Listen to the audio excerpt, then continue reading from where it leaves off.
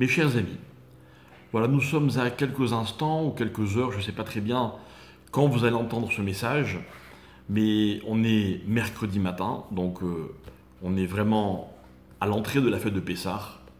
Et je voudrais vous dire un petit mot concernant malheureusement les conditions dans lesquelles nous allons vivre ce Seder cette année. Le Seder de Pessah est normalement une soirée joyeuse, une soirée animée, une soirée dans laquelle on se retrouve tous, surtout les familles. Cette année, les circonstances sont un peu plus difficiles. Et je pense à tous ceux qui vont être à peu près seuls. Pourquoi je dis à peu près seuls? D'abord parce que il est vrai qu'il y a des gens qui vont être tout seuls. J'en connais malheureusement. Mais je connais aussi des gens qui ne seront pas complètement seuls, mais éloignés tout de même de leur famille, de leurs enfants, de leurs parents, de leurs petits-enfants, des gens qu'ils aiment, avec qui ils ont l'habitude et envie de partager cette soirée. Alors, je voudrais vous raconter deux petites histoires. Et ces deux histoires, elles vont nous prouver une chose, c'est que, premièrement, on n'est jamais seul, et deuxièmement, à un seul moment, de combattre toutes nos angoisses, et vous allez comprendre dans un instant pourquoi. Comme vous le savez, le Seder, le déroulé de la Haggadah est fait pour que on se pose des questions, on s'interroge. Et voilà qu'il y a beaucoup d'usages dont le but est de susciter le questionnement chez l'enfant. Évidemment, le point culminant de ce que je vous raconte, c'est lorsqu'on arrivera au texte de Manishtana. On a tous en mémoire ces scènes dans lesquelles nos enfants, nos petits-enfants, nos frères et sœurs, nous-mêmes, lorsque nous étions enfants, ou ils étaient enfants, ont chanté ce Manishtana avec plus ou moins de gêne, en le connaissant plus ou moins bien, peu importe dans quelle langue. Mais ce questionnement est une partie intégrante de la Haggadah. Les enfants sont les vedettes de la soirée. Et voilà qu'un jour, un soir de Pessah, était invité un homme qui n'avait pas d'enfant. Chez un tzaddik, celui qu'on appelle le Tiferet Shlomo, qui était un rabbi chassidique, élève lui-même du fameux José Miloublin. Et voilà qu'au moment où on dit que les enfants posent la question, cet homme qui n'avait pas d'enfant était évidemment triste. Le rabbi a compris sa tristesse et il lui a dit « Je vais t'expliquer quelque chose ». À ce moment-là, il est écrit que le fils va poser la question. Dans toutes les Haggadot du monde, j'ai vérifié, que ce soit les tunisiennes, ou les marocaines, ou les ashkénazes, on dit l'enfant pose la question. Dans certaines Haggadot, il est écrit le fils. Et d'ailleurs, lorsqu'on va arriver aux 4 fils, on les appelle les Arba Banim. Alors dit le rabbi à son élève, il lui dit, tu sais, c'est pas seulement le petit enfant qui parle à son papa. Mais en fait, la Haggadah veut nous dire une chose, c'est que ce soir, nous sommes tous les fils. Les fils de notre papa commun, les fils de Akadosh Baruch Hu. Et finalement, lorsqu'on va dire dans la Haggadah que même si on est seul, on doit se poser des questions à nous-mêmes, c'est pas vraiment nous-mêmes qu'on les pose. C'est que Akadosh Baruch Hu est attentif au questionnement de ses enfants. Mais l'histoire ne s'arrête pas là, enfin en tout cas pas celle-là, mais le message continue. Et on nous raconte une histoire qui est arrivée un jour aux États-Unis dans une famille commune, dans laquelle il y avait un enfant qui malheureusement ne s'était pas marié. Et il ne s'était pas marié parce qu'il avait des problèmes de développement. Et c'était un homme très simple d'esprit. Par exemple, on raconte que le soir de la Haggadah, alors qu'il était âgé de 26 ans, il prenait une Haggadah illustrée avec beaucoup de dessins, parce que c'est la seule qu'il était capable de comprendre. Évidemment, il n'avait pas trouvé de femme. Il n'arrivait pas à se marier, et pourtant, il en rêvait. Et voilà que, cette année-là, autour de la table, il y a ce fameux enfant, qui n'en est plus un, qui s'appelait Maniche. Et ce Maniche-là, cette année, était accompagné de son épouse. Il avait réussi à se marier. Alors parmi les invités qu'il y avait au Seder, il y en a un qui lui demande, lui dit, mais comment ça s'est passé? Raconte-moi. Évidemment, la question était peut-être un peu gênante, mais il l'a posée avec délicatesse. Et donc Maniche n'avait aucune gêne, il lui a dit, je vais t'expliquer comment j'ai fait pour trouver une femme. Il lui a dit, voilà, j'ai lu dans ma Haggadah pour enfants une histoire. Et l'histoire, c'est la suivante. Il y avait un homme qui vivait dans un petit village de Pologne et il se nourrissait d'une boutique qu'il louait au seigneur de la région. Malheureusement, les affaires n'allant pas bien, il n'arrivait plus à payer son loyer. Quelques jours avant Pessah,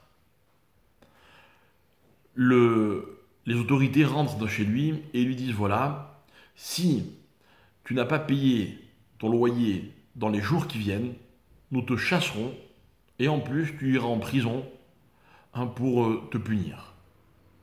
Cet homme était désespéré. Désespéré, il va voir son rabbi et il lui dit, rabbi, regarde ce qui m'arrive. Et le rabbi lui dit, mais tu sais, il n'y a rien de dramatique. On arrive au Seder de Pessah. Et dans la soirée du Seder de Pessah, il y a un texte dans lequel nous disons Vanitzak el Hashem Eloke Avotenu. Et nous avons crié, dans le sens de prier, vers Dieu. Ça fait partie de ce que nous allons lire ce soir, mes chers amis. Il lui dit à ce moment-là, prie, et tu verras ce qui va se passer. Alors cet homme, confiant dans son rabbi, arrive au moment de la Haggadah à ce passage de Vanitzak. Et nous avons crié. Et avant de le lire, il dit à sa famille, sa femme, ses enfants, nous allons tous ensemble prier pour que Dieu nous envoie la solution et que nous puissions payer notre loyer. Et voilà que toute la famille se concentre et ensemble, ils prient et ils demandent à Hachem de leur envoyer la solution. Quelques instants plus tard, on entend taper à la porte. On ouvre la porte et on trouve devant la porte un non-juif, voisin, qui habitait juste à côté. Et il avait dans les bras deux marmites, deux grandes marmites, remplies de pièces d'or. Alors tout le monde est étonné, et le voisin dit à ce juif, il lui dit, écoute, tu es le seul voisin en qui j'ai confiance. Je suis recherché par la police, je vais devoir fuir, sinon mon destin va être tragique.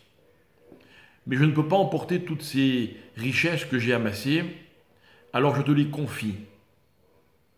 Dans la première casserole, il y a ce que tu vas me garder, et j'ai confiance en toi, et ce qu'il y a dans la deuxième marmite, eh bien c'est pour toi. Ce sera le salaire de ce travail que je te demande. Et voilà que la prière de cet homme a été entendue, presque instantanément. Alors, raconte Maniche, il dit, tu vois, quand j'ai lu cette histoire, eh bien j'ai compris ce qui me restait à faire. Et voilà que, après avoir lu cette histoire, j'ai demandé à toute ma famille de prier pour moi. Et tous ensemble, on a répété 3 fois. Akadosh Baruch Hu, Maniche n'en peut plus d'être seul. Envoie-lui son zivoug. Envoie-lui son épouse. Et tout le monde était ému. On allait reprendre la lecture de la Haggadah quand, raconte Maniche, j'ai dit à mon père, attends, mon jeune frère, lui aussi il faut qu'il se marie. Alors prions tous ensemble. Et ils ont prié tous ensemble. Et voilà que le lendemain de la fête, quelqu'un a téléphoné en proposant un chidour, une rencontre avec une jeune fille pour Maniche. Et 1 heure après, quelqu'un d'autre a téléphoné pour proposer une demoiselle au petit frère de Maniche. Et voilà que avant les deuxièmes fêtes de Yom Tov, les deux avaient décidé de finaliser et de se fiancer, comme ça se fait dans ces milieux où on va très vite. Et les deux ont pu fonder des familles dans les mois qui ont suivi. Voilà mes chers amis. Je ne sais pas avec qui vous passerez le CDR de ce soir. Je suis sûr d'une chose. C'est que il y aura un papa et il y aura des enfants. Les enfants, ce seront vous, nous. Le papa, ce sera Akadosh Baruch Hu. Et de la même manière que dans l'histoire, les Juifs ont prié et ils ont été exaucés. Nous aussi, ce soir, on va prier et on va être exaucés. Et n'hésitons pas. Et je voudrais vous proposer, mes chers amis, puisque nous sommes seuls, ou en tout cas avec beaucoup moins de monde que d'habitude, eh bien, faisons en sorte que ce seder de ce soir, il soit un seder, non pas communautaire, mais de tout le peuple juif. Et je suis sûr que si ce soir on prie tous les uns pour les autres, Akadosh Baruch Hu ne pourra rester insensible à nos prières. Et ce sera ça la vraie libération. Vous savez, le peuple juif est libre et il est rassuré quand il réalise que Dieu est à ses côtés. Karov Hashem lechol korav. Dieu est proche de tous ceux qu'il appelle, dit le psaume 145. Mais attention, lechol asherikra uhu behemet, de tous ceux qu'il appelle vraiment. Voilà ce que nous allons faire ce soir. Alors oui, je pense à vous, et je suis sûr que je ne suis pas le seul. Je pense à toutes ces familles qui seront éparpillées ce soir. Je pense à tous ces gens, ces hommes, ces femmes, qui ont un conjoint, un parent, un enfant, un proche, qui est malade, peut-être dans un hôpital, sans nouvelles. Je pense à tous les célibataires, qui une fois de plus ne sont pas mariés, mais cette année vont faire le seder tout seuls. Je pense bref à tous les juifs de ce soir, qui malgré l'angoisse, malgré la peine, vont dresser la table du seder et vont fêter Pessah. Et notre puissance, mes chers amis, c'est celle-là.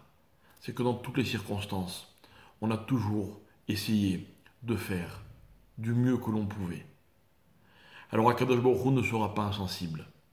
Et lorsque nous dirons Vanitzak El Hashem, on va crier, on va prier, on va implorer. Et Akadosh Baruch Hu arrêtera toute la souffrance. Et nous aurons notre sortie d'Égypte. Puisse Hashem entendre nos prières, guérir tous les malades, réunir toutes les familles, que plus personne ne soit jamais seul, que tous les célibataires se marient, que tous les couples aient des enfants, que tous les hommes et les femmes qui s'aiment puissent partager tous les beaux moments de la vie, comme celui notamment de ce soir de Pessah. Que Bezrat Hashem, Akadosh Baruch Hu, nous envoie la délivrance, le Mashiach, et surtout que nous nous méritions, et je suis sûr que ce sera le cas. Jamais autant de Juifs ne se sont posés autant de questions que ce Pessah 5780.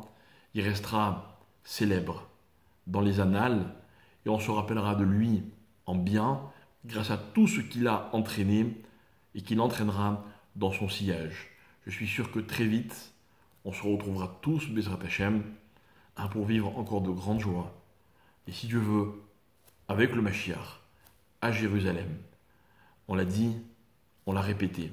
Cette année, c'est encore plus vrai que d'habitude. Les Shana Abba, Birushalayim Abnouya. L'an prochain, dans la Jérusalem reconstruite. Amen. Et Chag Sameach.